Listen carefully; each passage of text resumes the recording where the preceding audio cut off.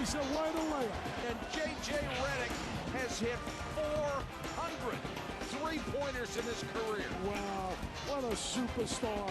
Flat, a PTP, my friends, a prime-time performer. He's super scintillating sensational.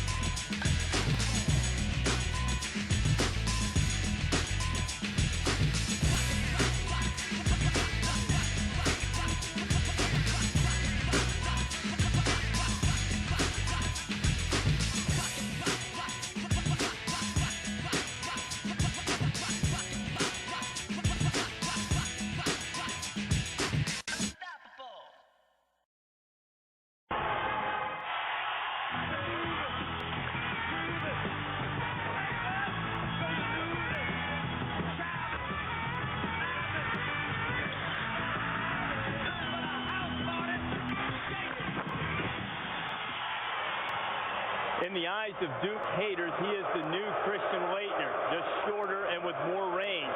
J.J. Reddick, the guy that opposing fans love to hate. The last time he was in this arena, Reddick was serenaded by profane chants that were clearly audible on TV. But it's not just at Maryland.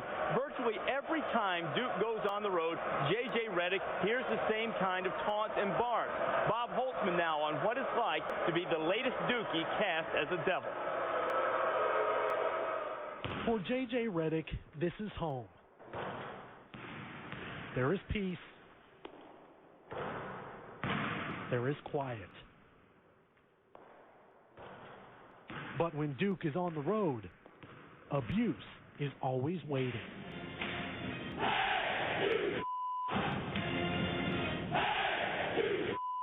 I'm amazed at some of the things that come out of college students' mouths directed towards me. There was a group of students at NC State that were verbally antagonizing my brother and saying that he was gay. And at Florida State this year, they had some signs that said, "F you, JJ." I've heard a lot of stuff that should not be repeated on camera. During road games, Reddick is targeted, taunted, and despised. One fan sign had him only slightly less hated than Osama bin Laden. Sometimes the insults are written, sometimes spoken, but they're always personal. I remember there were some fans last year at an opposing school that had made T-shirts with my name on the front, or my picture on the front, and the words, "I want to name my kid J.J. Reddick," and on the back it said, "and beat him every day." And then when we played Wake Forest, during the national anthem, someone yelled out, "F you, J.J.," which I think is completely inappropriate to do during the national anthem. I think the worst episode was definitely at Maryland last year. January 21st, 2004, Reddick scored a game-high 26 in a win at Maryland. He made 5 of 6 threes and all 9 of his free throws. It was one of the best games of Reddick's season. It was also the most disturbing. That was the first time where I'd seen a reference to my little sister, who was 12 at the time, and somebody had made a sign saying that they had sex with her, which I thought was pretty gross, pretty sick and twisted. Reddick will keep it in his hand, trying to draw the foul, and does. If you were watching the game, you heard the entire student section chanting "F you, JJ" at the end of the game when I was on the free throw line.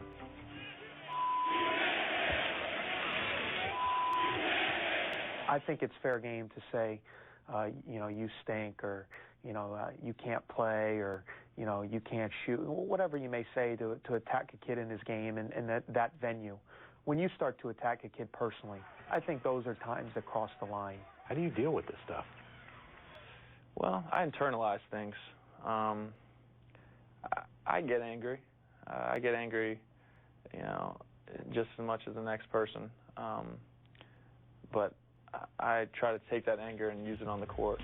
Reddick says he doesn't know why he's become the villain of college basketball, that it might be because he's an average-looking guy who doesn't appear to be very athletic. There are other theories. A lot of what people base what they know about JJ is they see him nodding his head or maybe hold his follow-through a little bit too long. That's just part of his personality when he plays. He doesn't mean it against anybody. It's just part of his character. The fact that he's emotional and plays the way he does, I think that lends itself for people to not like him. It's like the gladiator going into the pit, and you got thousands of people yelling at you, taunting you, screaming your name. And there's nothing that's more fun or more gratifying than silencing those people with your play. I think those are special moments for him. Since arriving at Duke 3 years ago, Reddick has had to change his cell phone number 5 times. At one point last year, he says he got 50 to 75 calls a night, mostly from Maryland fans. I remember one girl calling me at like 3:30 in the morning, and I was like, "How did you get my number?" And she's like, "There's some dude at this party I'm at just handing your number out to people."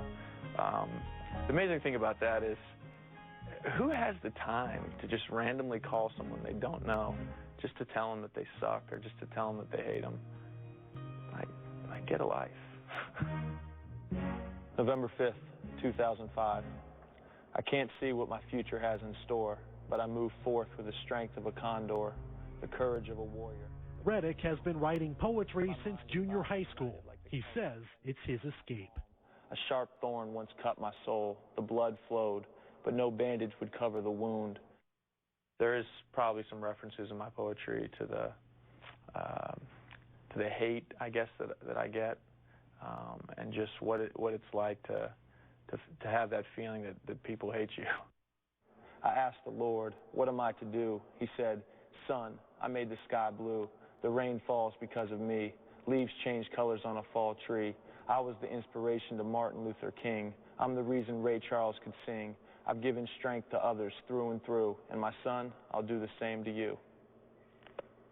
The poetry provides Reddick momentary peace and quiet, allowing him to clear his mind of all of those voices before he hits the road once again.